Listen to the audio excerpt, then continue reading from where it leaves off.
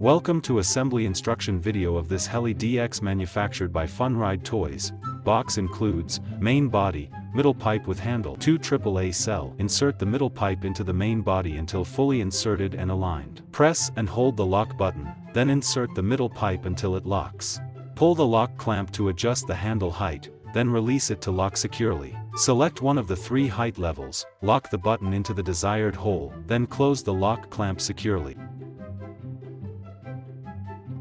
Open the battery cover using a screwdriver. Insert 2 times AAA batteries. Then close the battery cover securely.